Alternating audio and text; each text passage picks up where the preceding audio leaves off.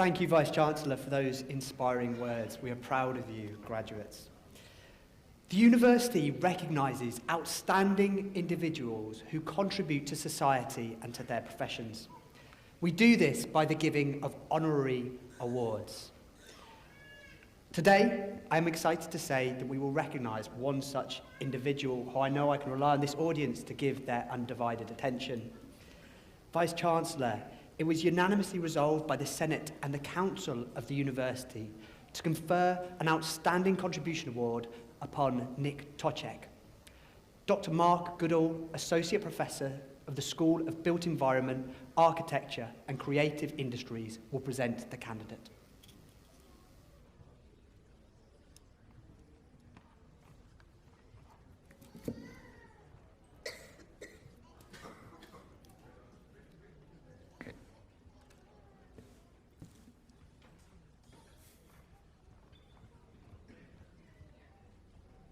Vice-Chancellor, distinguished guests and graduates, it gives me enormous pleasure to provide the oration today to honour the writer, poet, journalist, musician, librettist, radio broadcaster and performer Nick Toczek.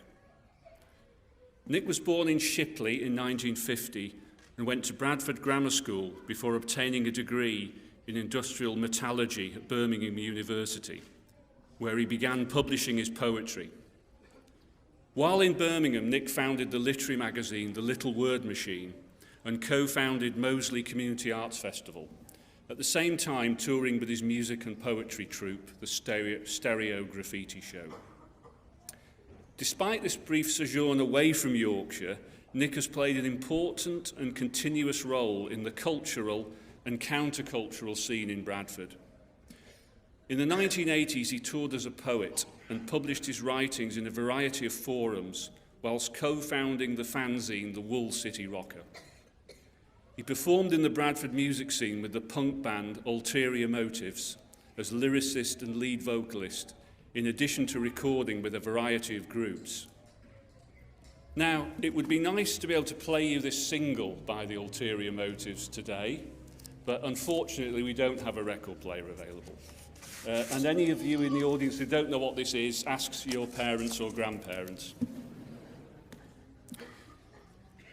During the 1980s and 1990s in Bradford, he ran a series of weekly punk and indie gigs and alternative cabaret clubs, co-organising these with fellow performer Wild Willie Beckett from cult Bradford band Psychosurgeons, and helping launch the careers of many great musicians and comedians. But for those of you interested, a documentary of this group and the wider Bradford music scene was made by one of our graduates, University of Bradford graduate, in 2007. Nick was involved in Bradford Festival Radio, an independent station set up in 1987, which then evolved into Bradford Community Broadcasting, now a firm fixture of the Bradford media scene. More recently, his collections of children's poetry have been bestsellers, and he has now been a visiting writer in schools in more than 40 countries worldwide in the course of his work. Since 2014, Nick has worked for the UK educational charity First Story as their writer-in-residence at Appleton Academy in Bradford. Nick has also published journalism and academic studies devoted to supporting tolerance and anti-racism. As a Bradford writer, poet and educator, Nick has been setting the scene for Bradford 2025. His values as a creative artist with a social conscience, fighting prejudice and oppression with words, connects strongly with the University of Bradford's drive for equality, social improvement and diversity. Vice-Chancellor, for his major contribution to the social and cultural life of Bradford, I have great pleasure in presenting to you for an Outstanding Contribution Award, Nick Toczek.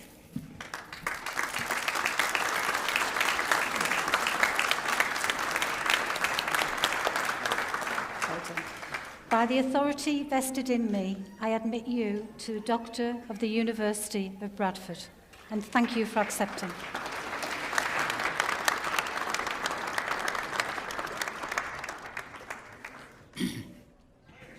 Wow. Vice-Chancellor, fellow graduates, guests, I thank the university for bestowing this award on me. Thank Mark Goodall for nominating me, and the Vice-Chancellor for inviting me to accept it. My thanks go also to my family, especially my partner, Gaynor, without whose love and wisdom I'd not be standing here now. And I'd like to congratulate all of you graduates on this special day. I'm a lucky man in that I've made my living for more than 50 years out of my hobbies, namely writing and performing. They've brought me joy and deep satisfaction on a daily basis. I've two pieces of advice that I'd like to offer you as graduates. The first is to take your hobbies and interests seriously. At the very least, they'll provide blessed relief from the stresses of your day job. My second piece of advice is to make your own luck. Luck costs nothing and is immensely rewarding. It'll find you if you make yourself visible. To do so, you must network and promote what you do. And that's not self-promotion. It's not vanity, not selling yourself. It's advertising your skills, your wares, your achievements, and all that you have to offer to others. So whatever job you do, go public with it. And do the same with your hobbies. They may offer you more than you expect. Though writing and performing are my passions, I escape from them. I play Sudoku several times a day and have gone on, to my surprise, to win national Sudoku competitions. I do a long walk every day, now with our dog Stan the man. And from these, I've already produced several collections of poetry. And I go metal detecting every weekend, which has brought me new friends, some great finds, another collection of poems, and some planned pieces of journalism. When you make your own luck, magical things happen. Let me give you an example. In the mid-1990s, I was fairly briefly in a comedy group. Two of the people in that group had a friend, Vicky Cave, who worked at Eureka, the Children's Museum in Halifax. Gaynor and I had young children. I needed money. They put me in touch with her. Months apart, I phoned her 3 times, only to be told she had nothing for a poet. But on my final call, she mentioned needing a storyteller. I'd never worked as a storyteller, but knew that I could do it. I bluffed my way in against strong and experienced competition. That got me 2 years of much-needed work, funded by W.H. Smith. My theme, which was given to me, was dragons.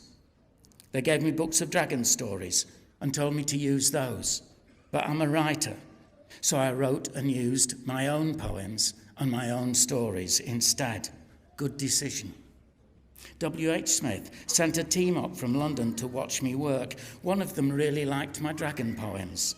She used to have lunch once a week in a London cafe, along with some women from nearby offices.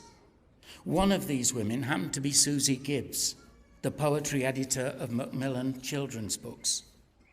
5 years and 10 best-selling books later, Macmillan had sold 750,000 of my children's poetry books. Extraordinary, right? It was my persistence doing those phone calls that made that luck. So make your own luck. Take my advice, cultivate your interests, make your own luck. It'll magnify the joy and excitement of the vast adventure that is your futures. Go for it.